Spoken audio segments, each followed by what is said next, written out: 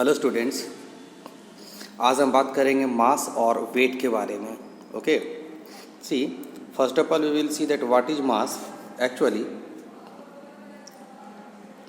Hair it is given, it is defined as the amount of material. याद रहे कि ये जो है मटेरियल का अमाउंट है, ठीक है, कॉन्टेन्ड इन एन ऑब्जेक्ट. किसी भी ऑब्जेक्ट में कौन सा मटेरियल कितना है, उस अमाउंट को बोलते हैं मास. सपोज दैट कि हमारे पास यहाँ पे देखिए कुछ फिगर हमने दे रखा है. ये जो है आयरन का नेल जो है और ये एक आयरन का व्हील है, ठीक है, जो पहिया होता है.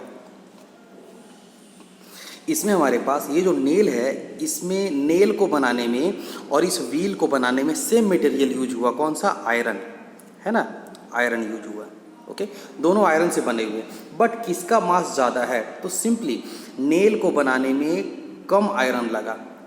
Less amount of iron is use to make the nail. And wheel को बनाने में ये जो आयरन का मटेरियल है वो ज़्यादा लगा. ठीक है, तो हम ये बोल देंगे कि भाई हमारा जो अमाउंट है, आयरन का जो अमाउंट है इस नेल में कम है, तो इसका मास कम है. और इस व्हील को बनाने में आयरन का ज़्यादा अमाउंट लगा, तो इसको हम लोग बोल देंगे कि ये जो हमारा जो व्हील का मास जो है वो ज़्यादा है. ठीक है, उसी तरह से हमारे पास एक और फिगर हमने दे रखा है. यहाँ पे ये जो हमारे पास डस्टर है, ठीक है, and this is the chair. Both of them are made up of the same material. ये भी वुड का बना हुआ है और ये भी वुड का ही बना हुआ है. बट चेयर को बनाने में ज़्यादा वुड का ज़रूरत है, ठीक है, और इसको बनाने के लिए कम. तो इसका जो मास है, इस डस्टर का जो मास है वो कम है और इस चेयर का मास क्या है? ज़्यादा है. तो इतने में ये समझ में आ गया होगा कि मास क्या होता है. एक्चुअली में किसी भी मटेरियल का, जिस मटेरियल से कोई सब्सटेंस बना हुआ है, उस मटेरियल के अमाउंट को मास बोलते हैं.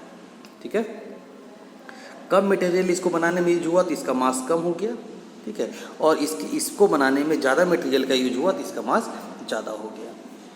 ओके, चलिए आगे बढ़ते हैं और देखते हैं. सपोज दैट कि हमारे पास क्या दिया हुआ, mass is a scalar quantity. Actually में जब किसी भी ऑब्जेक्ट के मास को हम इंडिकेट करते हैं, then we don't require to express the direction for it. इसके लिए हम किसी डायरेक्शन को इंडिकेट नहीं करते हैं.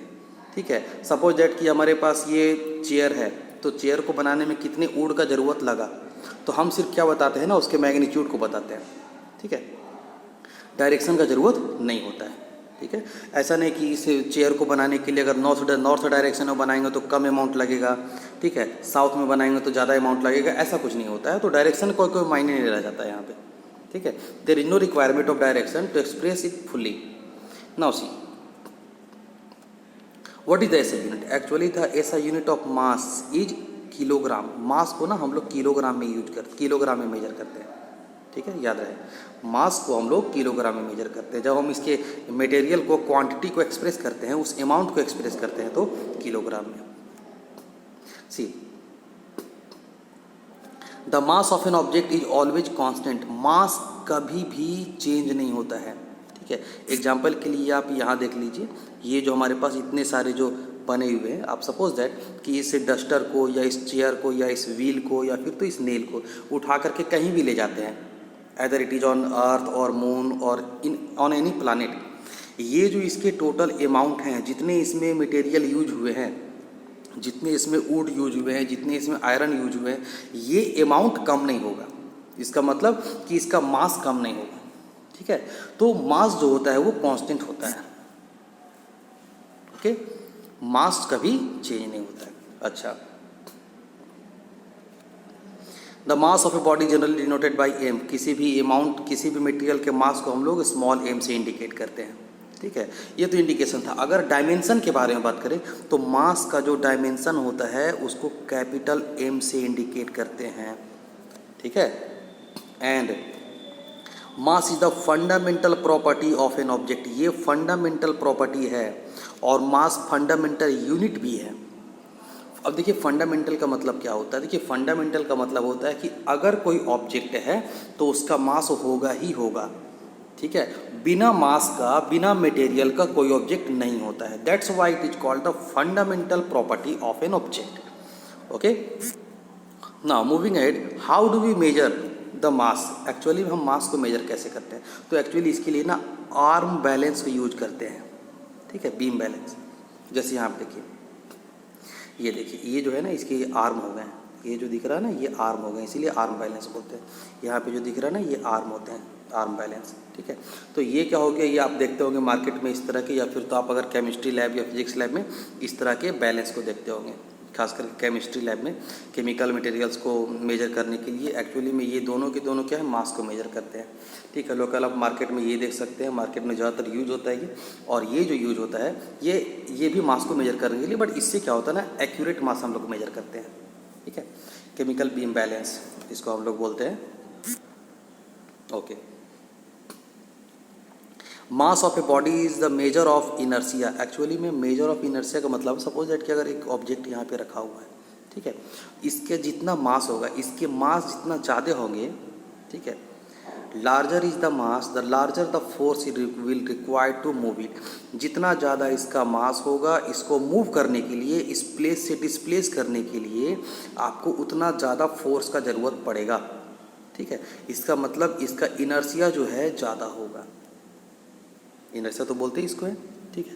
कि अगर ये रेस्ट कंडीशन में है तो रेस्ट में ही रहना चाहेगा, अगर मूविंग कंडीशन में है तो मूव ही करते रहना चाहेगा, ठीक है, जब तक आप उस पर कोई फोर्स ना लगाइएगा। तो एक्चुअली में जब कोई ऑब्जेक्ट अगर रेस्ट कंडीशन में है और उसका मास ज़्यादा है, तो आपको उसको मूव करने के लिए ज़्यादा फोर्स की ज़रूरत पड़ेगा, मतलब उसकी इनर्सिया ज़्यादा है। तो mass is the measurement of inertia, ठीक है, okay. Mass of an object can never be zero. अभी हमने बता दिया था कि ये फंडामेंटल प्रॉपर्टी है, ठीक है, और फंडामेंटल प्रॉपर्टी जीरो नहीं होता है, ठीक है।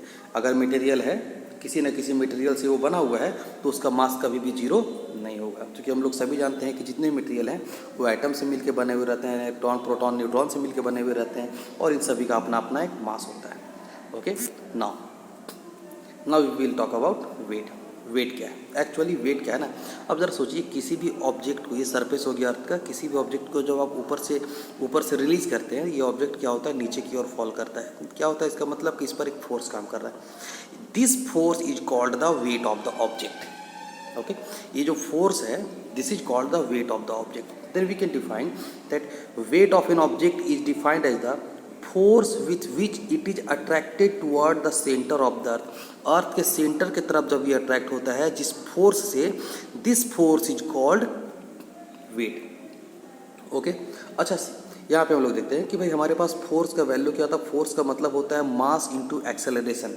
तो हमने भी बात किया था कि इसी फोर्स को क्या बोलते हैं, वेट बोलते हैं। तो फोर्स के जगह पर वेट, और ये जो एक्सेलरेशन है, ये एक्सेलरेशन किसके कारण लगा, अर्थ के सरफेस में किसी भी चीज़ को अगर आप छोड़ते हैं तो कौन सा एक्सेलरेशन काम करता है, ग्रेविटी।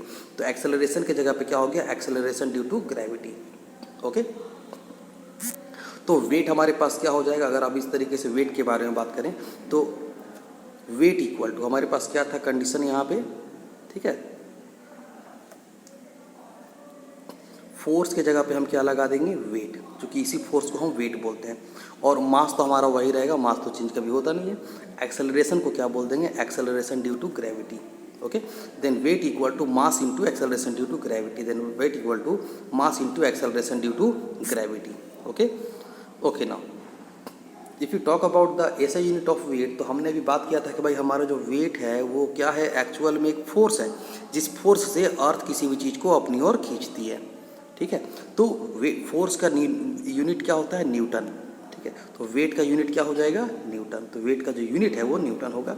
और इस वेट को मेजर करने के लिए, किसी भी ऑब्जेक्ट को वेट को मेजर करने के लिए we don't use arm balance को यूज नहीं करते हैं। इसको मेजर करने के लिए हम स्प्रिंग बैलेंस को यूज करते हैं। इसमें क्या होता है ना, स्प्रिंग लगा हुआ होता है, इसमें क्या होता है कि स्प्रिंग लगा हुआ होता है, ठीक है। और ये स्केलिंग किए हुए रहते हैं, स्केलिंग किया हुआ रहता है न्यूटन का, 1 न्यूटन, 2 न्यूटन और 10 न्यूटन, 20 न्यूटन, इस तरह से, ठीक है, बीच में पॉइंटेड होते हैं। और ये हमारे पास स्केल होता है जो हमारे रीडिंग को बताता है। ये स्केल हो गया, ठीक है, और ये पॉइंटर हमारे रीडिंग को बताता है, और ये स्प्रिंग पे टिका हो रहता है, ठीक है। इससे हम लोग वेट को मेजर करते हैं। जनरली आप इसको फिजिक्स लैब में देख सकते हैं, फिजिक्स लैब में। अच्छा, now weight is a vector quantity. Actually में वेट क्या होता है ना, वेक्टर क्वांटिटी। क्योंकि अभी हमने देखा था कि ये जो फोर्स है, वेट क्या एक तरह का फोर्स है, और फोर्स क्या होता है, वेक्टर क्वांटिटी होता है। तो वेट भी क्या है, vector quantity. And what is the direction of the weight, toward the centre of the earth. अगर कोई पूछता है कि भाई बताइए कि weight is vector quantity, then what is the direction of the weight, then we generally say that weight is the weight is directed toward the centre of the earth, ठीक है। यह हमेशा सेंटर की तरफ होता है, फोर्स के direction में होता है, ओके। अच्छा, now weight of an object is not constant, weight कभी भी कांस्टेंट नहीं होता है। क्यों? अब देखिए, वेट इक्वल टू क्या था, वेट इक्वल टू हमारे पास था m इंटू जी। वेट तो हमारा कांस्टेंट, मास तो हमारा कांस्टेंट है। Then on which factor the weight depend, weight depends on the gravity. और ये जो ग्रेविटी है अलग अलग प्लानिट के लिए अलग अलग होता है, ठीक है। हाइट के साथ साथ ये घटता है, डेप्थ के साथ साथ ये घटता है। तो जैसे जैसे ये डिफरेंट होगा, घटेगा या बढ़ेगा, हमारा वेट भी घटेगा बढ़ेगा। स्पेस में जब हम जाते हैं ना, तो स्पेस में हमारे पास जी का जो वैल्यू है वो नेग्लिजिबल हो जाता है, ठीक है। तो स्पेस में हमारा वेट क्या हो जाएगा, जीरो। अर्थ के सेंटर पे जी का वैल्यू क्या होता है, जीरो। तो अर्थ के सेंटर पे हमारा वेट क्या हो जाएगा, m इंटू जीरो, तो कितना हो जाएगा, जीरो। तो अर्थ के सेंटर पे हमारा जो वेट है वो जीरो हो जाएगा, ठीक है। तो इस तरह से हमारा जो वेट है वो डिपेंड किस पे करता है, ग्रेविटी पे, ठीक है, okay. It depend upon the gravity of the object, ये ग्रेविटी पे डिपेंड करता है। जिस तरह का वैल्यू, अगर ग्रेविटी ज़्यादा होगा तो वेट ज़्यादा होगा, ठीक है, और अगर ग्रेविटी कम होगा तो वेट कम होगा। Weight is not a fundamental property, actually weight is not a fundamental property. As I have said that weight can be zero at a certain place, किसी किसी जगह पे वेट हमारा जीरो हो सकता है। तो जब ये जीरो हो सकता है तब ये फंडामेंटल प्रॉपर्टी नहीं रहा, ठीक है। तो ये हमारे पास था वेट और मास के बारे में, ओके।